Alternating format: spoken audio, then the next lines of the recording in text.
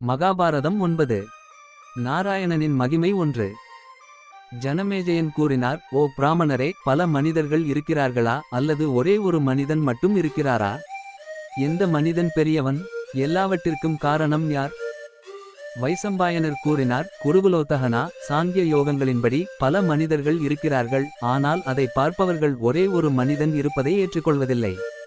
பல மனிதர்களுக்கு ஒரே ஒரு காரணம் எப்படி இருக்கிறது? பன்முகத்தன்மை கொண்ட மனிதனைப் பற்றி நான் உங்களுக்குச் சொல்கிறேன். ஆன்மாவின் சாரத்தை அறிந்த ஆன்மீகவாதி, தவம் செய்பவர், ஞானி ஞானி ஞானி ஆகிய நமது ஆசான் வியாசரை வணங்கிய பிறகு இதைச் சொல்கிறேன். ஓ பார்த்திவனா, இந்த புருஷ சூக்தம் அனைத்து வேதங்களிலும் ஒரு சடங்கு மற்றும் உண்மையாக பிரபலமானது. சிங்கமான வியாசர் முனிவர் இதை பற்றி யோசித்துள்ளார். பரதர், கபிலர் போன்ற ரிஷிகள் பொதுவாகவும் குறிப்பாகவும் ஆன்மீக சிந்தனையில் தஞ்சம் புகுந்து வேதங்களை பேசியுள்ளனர். அளவிட முடியாத பிரகாசத்தின் அருளால் வியாசர் சுருக்கமாக விவரித்த அதே ஆண்மையை நான் உங்களுக்கு சொல்கிறேன். இது சம்பந்தமாக அறிந்தவர்கள் திரையம்பகனுக்கும் பிரம்மாவுக்கும் இடையிலான உரையாடலின் பண்டைய கதையை மேற்கோள் காட்டுகிறார்கள். பால் கடலின் நடுவில் தங்க பிரகாசத்துடன் பிரகாசிக்கும் வைஜயந்தம் என்று அழைக்கப்படும் ஒரு மலை உள்ளது. அங்கு ஆன்மீக பாதையில் தியானித்து பிரம்ம உலகத்திலிருந்து தனியாகச் சென்று தினமும் வைஜயந்தருக்கு சேவை செய்கிறார். அத்தகைய சூழ்நிலையில் அங்கு வசித்த ஞானி சதுர்முகனின் நெற்றியில் இருந்து தோன்றிய பெரிய யோகியான சிவன் ஒரு முறை திடீரென்று வானத்திலிருந்து வந்து அந்த மலையின் உச்சியில் இறங்கினார். முதலில் பிரம்மாவின் பாதங்களில் மகிழ்ச்சியுடன் வணங்கினார். ஏக பிரஜாபதி இவ்வாறு அவரை வணங்கி இடது கையால் அவரை உயர்த்தி நீண்ட காலத்திற்குப் பிறகு தன்னிடம் வந்த தனது மகனிடம் கூறினார்: ஓ பெரிய கரம் கொண்டவரே, உங்களை வரவேற்கிறோம். கடவுளின் விருப்பத்தால் நீங்கள் என்னிடம் வந்துள்ளீர்கள். உங்கள் சுயகல்வி தவங்கள் சீராக நடந்ததா? ஓ மகனே, நீங்கள் எப்போதும் கடுமையான தவத்தில் இருக்கிறீர்களா? அதனால்தான் நான் இதை கேட்கிறேன். அவர் ருத்ரனிடம் கூறினார்: ஓ கடவுளே, உங்கள் அருளால் எனது சுய கல்வி தவங்கள் சீராக நடந்து வருகின்றன. உலகம் முழுவதும் திறமையானது மற்றும் தீராதது. பிரம்ம லோகத்தில் நான் உங்களை பார்த்து நீண்ட காலமாகிவிட்டது, எனவே நான் உங்கள் பாதங்களால் சேவை செய்யப்படும் இந்த மலைக்கு வந்துள்ளேன். இங்கு தனியாக வருவதில் ஒரு ஆர்வமும் உள்ளது.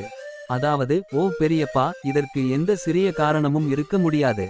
அசுரர்கள், முனிவர்கள், கந்தர்வர்கள், அப்பரஸ் மற்றும் சந்ததியினர் கூட வணங்கும் அந்த உலகத்தை விட்டு நீங்கள் மட்டும் வெளியேறி எந்த சாக்குப்போக்கும் இல்லாமல் இந்த மலைக்கு வந்துள்ளீர்களா?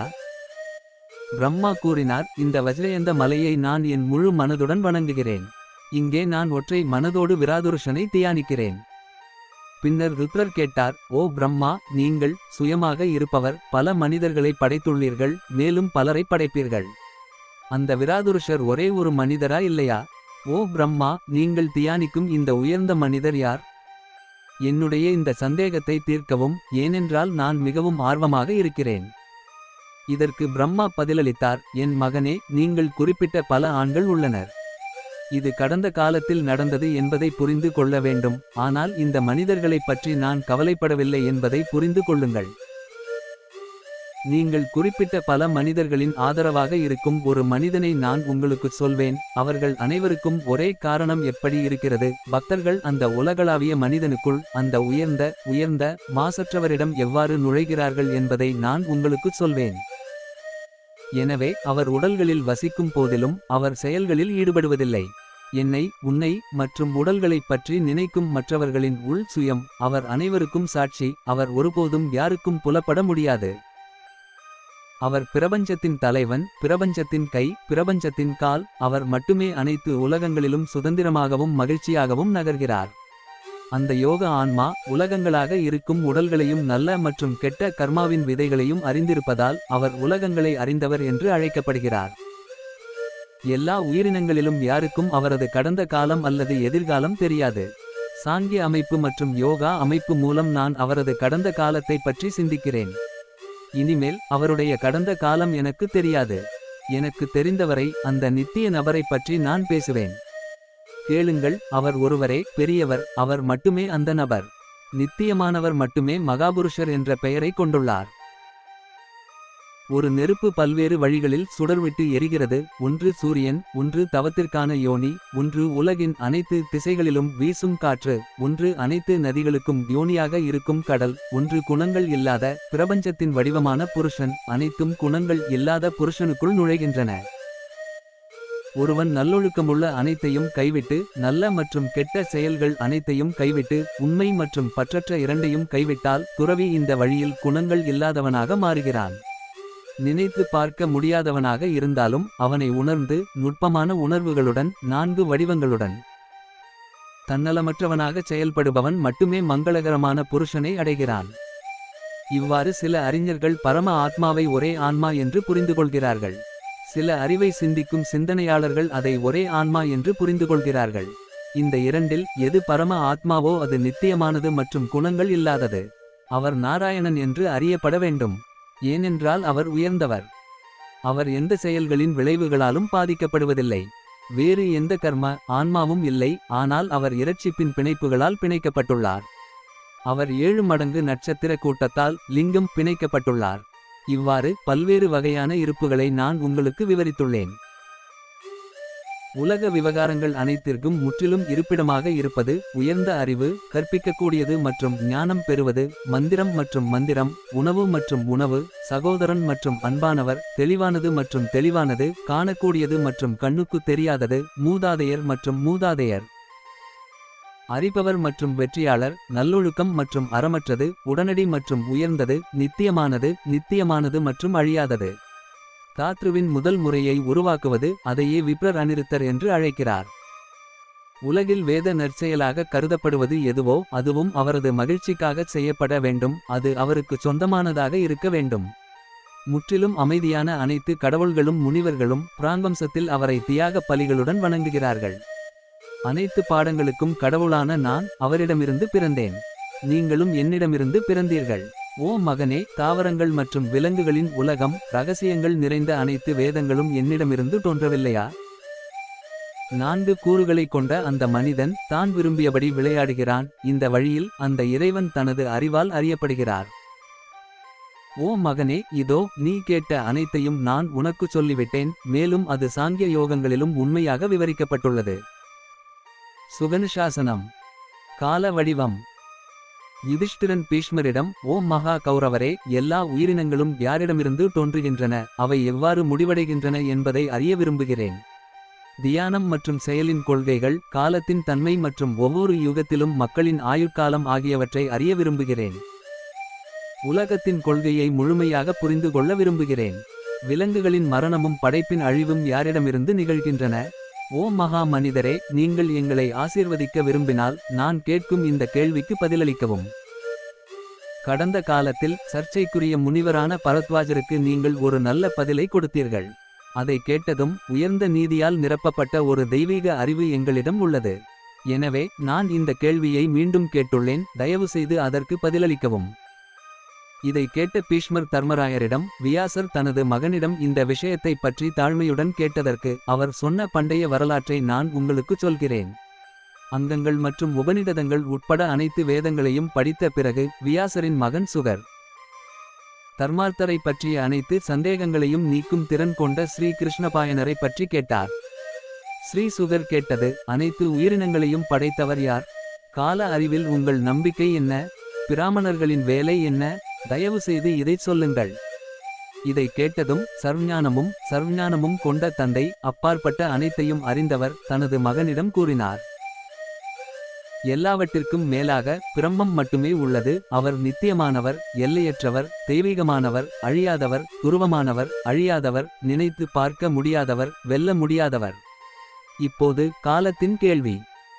ஒரு காசம் 15 நிமிடங்களுக்குச் சமம். 30 காசம் ஒரு காலத்திற்குச் சமம். 30 காலங்கள் ஒரு முகூர்த்தத்திற்குச் சமம். அதாவது ஒரு காலத்தின் 10இல் ஒரு பங்கும் இதில் அடங்கும். இவ்வாறு 30 காலங்களும் 3 காசம் ஒரு முகூர்த்தத்திற்குச் சமம்.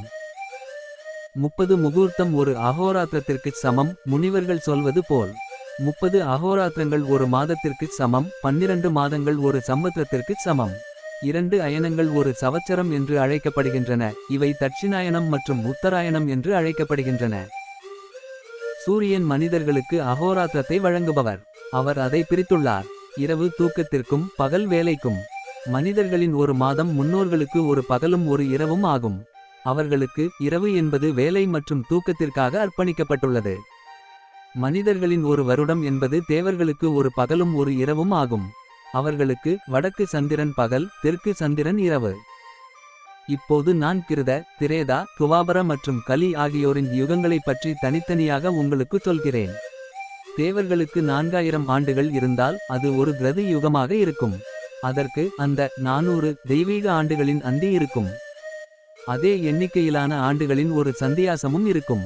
சந்தியாசத்துடன் மீதமுள்ள 3 யுகங்களில் இந்த 1100 ஆண்டுகள் 4800 கால் பகுதி குறைவாக இருக்கும். இந்த 4 யுகங்களும் என்றென்றும் நித்திய உலகங்களை அணியும் தந்தையே. இந்த யுகம் போன்ற காலம் நித்திய பிரம்மத்தின் வடிவம் என்று பிராமண ஞானிகள் நம்புகிறார்கள். கிருத யுகத்தில் அனைத்து நீதியும் உண்மையும் 4 பாதங்களால் முழுமையடைகின்றன. அங்கு அநீதிக்கு இடமில்லை. மற்ற யுகங்களில் நீதி ஒரு காலால் குறைகிறது. திருட்டு, பொய், ஏமாற்றுதல் அநீதியை அதிகரிக்கின்றன. கிருத யுகத்தில் மக்கள் நோய்வாய்ப்படுவார்கள். அவர்களின் முழு இருப்பும் தயாராக உள்ளது. மேலும் அவர்களுக்கு 400 ஆண்டுகள் ஆயுட்காலம் இருக்கும். திரேத யுகத்திலும் மற்ற யுகங்களிலும் வயது ஒரு காலால் குறையும். வேதங்களை படிப்பது, ஆயுட்காலம் மற்றும் ஆசைகள் மற்றும் ஆசைகளின் நிறைவேற்றம் இவை அனைத்தும் குறைவதாக கூறப்படுகிறது. கிருத யுகம், திரேத யுகம், துவாபர யுகம் மற்றும் கலியுகத்தில் யுகங்கள் குறைவது போல மதங்களும் குறைகின்றன. கிருத யுகத்தில் தவம் அதிகம், திரேத யுகத்தில் அறிவு சிறந்தது, துவாபர யுகத்தில் தியாகம் சிறந்தது, கலியுகத்தில் தானம் அதிகம். எனவே தேவர்களுக்கு சதுர்யுகங்கள் 12000 ஆண்டுகள் என்று கூறுகிறார்கள்.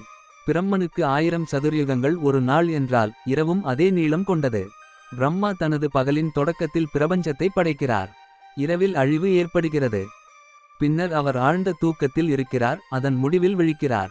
பிரம்மாவுக்காக 1000 சதுர்யுகங்கள் இரவும் பகலும் என்பதை அறிந்தவர்கள் அஹோராத்ரூபகலா கொள்கையை அறிந்தவர்கள். பிரம்மா விழித்தெழுந்தவுடன் அவர் தனது அழியாத வடிவத்தை உருவமற்ற வடிவமாக மாற்றுகிறார். அவர் பெரிய சாரத்தை உருவாக்குகிறார்.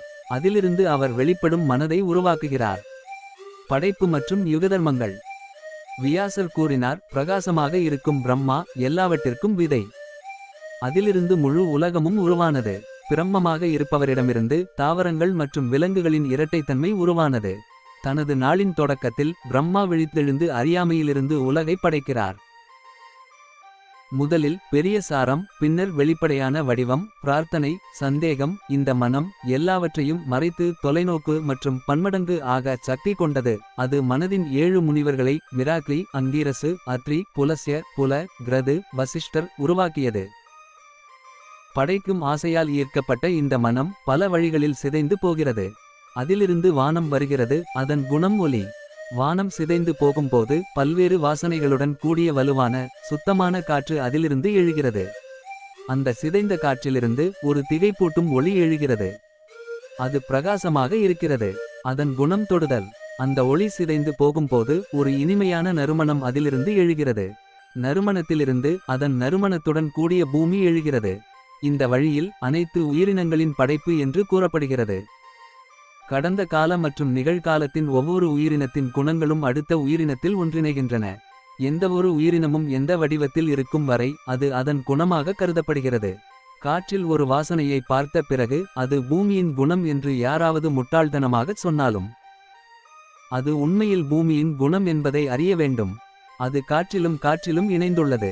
இந்த 7 பெரிய உயிரினங்களும் வெவ்வேறு சக்திகளை கொண்டிருந்தாலும் அவை ஒவ்வொன்றாக உருவாக்க முடியாது. எனவே அனைத்தும் ஒன்றிணைந்து ஒன்றோடொன்று ஒன்றிணைந்து உடலில் தஞ்சமடைகின்றன. எனவே அது மனிதன் என்று அழைக்கப்படுகிறது. எல்லாம் அதில் அடைக்கலம் புகுவதால் அது உடல் என்று அழைக்கப்படுகிறது. அது 16 கூறுகளின் சங்கமம், அதாவது 5 கூறுகள், புலன்கள் மற்றும் மனம் உருவகப்படுத்தப்பட்டுள்ளது. அனைத்து பெரிய உயிரினங்களும் தங்கள் கர்மாவுடன் அதில் நுழைகின்றன. அனைத்து உயிரினங்களையும் படைத்த பிரம்மா அனைத்து உயிரினங்களையும் படைக்க தவம் செய்வதற்காக பிரபஞ்ச உடலுக்குள் வசிக்கிறார். அவர் பிரஜாபதி என்று அழைக்கப்படுகிறார். அவர் அனைத்து உயிரினங்களையும் படைக்கிறார். கடவுள்கள், முனிவர்கள், மூதாதையர்கள், மனிதர்கள், உலகங்கள், ஆறுகள், பெருங்கடல்கள், திசைகள், மலைகள், காட்டுவாசிகள், மனிதர்கள், குள்ளர்கள், பேய்கள், பறவைகள், விலங்குகள், ஊர்வன, செலவழிக்க முடியாத பொருட்கள் மற்றும் உயிரினங்கள் இவை அனைத்தும் அவரால் படைக்கப்பட்டவை. முந்தைய படைப்பில் அவர்கள் என்ன கர்மாக்களை கொண்டிருந்தாலும் மீண்டும் மீண்டும் படைக்கப்பட்ட பிறகும் அதே கர்மாக்களை கொண்டிருப்பார்கள். வன்முறை விலங்குகள், வன்முறையற்ற விலங்குகள், மென்மையான மற்றும் கொடூரமான விலங்குகள், மத மற்றும் மத சடங்கு இவை அனைத்தும் அந்தந்த இயல்புகளை கொண்டுள்ளன. அந்தந்த உணர்வுகளால் பாதிக்கப்படுகின்றன. எனவே ஒவ்வொரு இயற்கையும் ஒவ்வொரு விலங்குக்கும் பழக்கமாகிவிடும். பிரஜாபதியே மகான்கள், புலன்கள், தேவர்கள் போன்றவற்றின் வடிவங்களிலும் விலங்குகளின் பரவலிலும் பன்முகத்தன்மையை உருவாக்குகிறார். சிலர் ஆண்மையே செயல்கள் நிறைவேற காரணம் என்று கூறுகிறார்கள். மற்றவர்கள் விதியே காரணம் என்று கூறுகிறார்கள். ஞானிகள் இயற்கையே காரணம் என்று கூறுகிறார்கள். இந்த மூன்றும் ஒன்றுதான். அவற்றை வேறுபடுத்தி பிரிப்பது சரியல்ல என்று சிலர் கூறுகிறார்கள். இது சரியா இல்லையா? இரண்டும் ஒன்றாக இருக்க வேண்டுமா இல்லையா என்பதை உறுதியாக கூற முடியாது என்று கர்மவாதிகள் கூறுகிறார்கள். சத்தியத்தில் நிலை பெற்ற சமமான ஞானிகள் பிரம்மமே காரணம் என்று கூறுகிறார்கள். தவம்தான் வாழ்க்கையின் காரணம். அதன் மூலம் சாமம் மற்றும் தம இரண்டும் ஆகும். அந்த தவத்தின் மூலம் ஒருவர் தனது மனதில் விரும்பும் செயல்களை பெறுகிறார். தவத்தின் மூலம் மனிதன் முழு உலகத்தையும் படைப்பதன் உயர்ந்த அர்த்தத்தை அடைகிறான். அவரே அனைத்து உயிரினங்களுக்கும் அதிபதியாகிறார். முனிவர்களின் தவத்தின் மூலம் அவர் வேதங்களை படித்தார். தவத்தின் சக்தியின் மூலம் அவர் முடிவில்லாத வேத வார்த்தைகளை உச்சரித்தார். முனிவர்களின் பெயர்கள் வேதங்களில் குறிப்பிடப்பட்டுள்ள படைப்புகள், விலங்குகளின் பெயர்கள் மற்றும் வடிவங்கள், அவற்றின் செயல்களின் போக்குகள் இவை அனைத்தும் வேதங்களின் வார்த்தைகளிலிருந்து அந்த கடவுளால் படைக்கப்பட்டவை. முனிவர்களின் பெயர்கள் மற்றும் படைப்புகளில் உள்ள படைப்புகள் இரவின் முடிவில் ஒரு புதிய படைப்பு தொடங்குவதற்காக படைக்கப்படும் பொருட்களின் பெயர்கள். வெவ்வேறு பெயர்கள் தவம், செயல் மற்றும் தியாகம் இவை அனைத்தும் உலக சாதனைகள். 10 முறைகள் மூலம் ஆன்மாவை அடைய முடியும் என்று வேதங்களில் கூறப்பட்டுள்ளது. வேத நட்சத்திர கூட்டங்கள் மூலம் வேதங்களில் குறிப்பிடப்படுவது ஆழ்ந்த பிரம்மம் மட்டும்தானா? வேதாந்தங்களில் படைப்பாக தெளிவாக கூறப்பட்டவை ஸ்வாத்தியாய, கர்ஹஸ்தா, சந்தியாவந்தனாதி, கிருச்சந்திரயனாதி, புர்தகர்மா, யோகம், தான, குருசுஷுஷ, சமாதி, கிராமயோகத்தால் அடையப்படுகின்றன. இருமைகளுடன் தொடர்புடைய இந்த பிரிவினை உயிரினங்களுக்கான கர்மாவின் காரணமாகும். அது சுய உணர்தல் அறிவியலால் நீக்கப்படுகிறது. 2 பிரம்மங்களையும் பரபிரம்மம் மற்றும் சப்தபிரம்மம் என்று அறிய வேண்டும். சப்தபிரம்மத்தில் உறுதியாக இருப்பவர் பரபிரம்மத்தை அடைகிறார். க்ஷத்திரியர்கள் வன்முறையால் ஆதிக்கம் செலுத்தும் யாகம் செய்கிறார்கள். வைசியர்கள் ஹவீரியம் செய்கிறார்கள். சூத்திரர்கள் பரிச்சரிய யாகம் செய்கிறார்கள். பிராமணர்கள் தபோய யாகம் செய்கிறார்கள். இந்த யாக முறை திரேதாயுகத்தில் உள்ளது, கிருதயுகத்தில் அல்ல. துவாபர மற்றும் கலியுகத்தில் யாகம் குறையும். கிருது யுகத்தில் ரிக்குகள், சாமங்கள், யஜங்கள், காமேஷ்டிகள் இவை அனைத்தும் வேறுபட்டவை என்பதை அறிந்து அவை அறிவு வடிவில் மட்டுமே இருக்கும். கிருது யுகத்தில் வலிமைமிக்க மன்னர்கள் தோன்றி அனைத்து தாவரங்களையும் விலங்குகளையும் ஒழுங்குபடுத்துகிறார்கள். கிருது யுகத்தில் வேதங்கள், யாகங்கள் மற்றும் வர்ணாசிர தர்மங்கள் நன்கு நிறுவப்பட்டன. ஆனால் துவாபர யுகத்தில் ஆயுட்காலம் குறையும் போது இவை குறையும். கலியுகத்தில் வேதங்கள் சிதறி காணப்படும். அவையும் மறைந்துவிடும். மேலும் யாகங்கள் அநீதியால் பாதிக்கப்பட்டு மறைந்துவிடும். கிருது யுகத்தில் தர்மம் துறவிகள், கல்வியில் ஆர்வமுள்ள பிராமணர்கள் அவர்கள் உயிரினங்களுடன் இருக்கும். மற்ற யுகங்களில் வேதங்களும் ஒருவரின் சொந்த மதத்தின் மீதான பக்தியும் குறையும். மழைக்காலங்களில் மழை காரணமாக தாவரங்கள் அதிகரிப்பது போல மதங்களும் யுகங்களில் அதிகரித்து குறைகின்றன. பருவங்களின் அறிகுறிகள் பருவங்களுக்கு ஏற்பத் தோன்றுவது போல பிரம்மாவின் பகல் மற்றும் இரவுகளில் அவை மாறுகின்றன. காலங்கள் வேறுபட்டவை மற்றும் ஆளுமையற்றவை என்று நான் ஏற்கனவே உங்களுக்கு சொல்லியிருக்கிறேன். காலமே விலங்குகளை படைக்கிறது, அது அவற்றை அழிக்கிறது. பேய்களின் பிறப்பு மற்றும் அழிவுக்கு காலமே காரணம். விலங்குகள் இயற்கையால் இரட்டைத்தன்மை கொண்டவை. இனப்பெருக்கம், படைப்பு, காலம், செயல், வேதங்கள், ஆசிரியர், செயல் மற்றும் செயலின் விளைவு பற்றி நான் உங்களுக்கு சொன்னேன். இவை நீங்கள் கேள்விப்பட்ட விஷயங்கள். மகாபாரதம் 10 விரைவில் வருகிறது.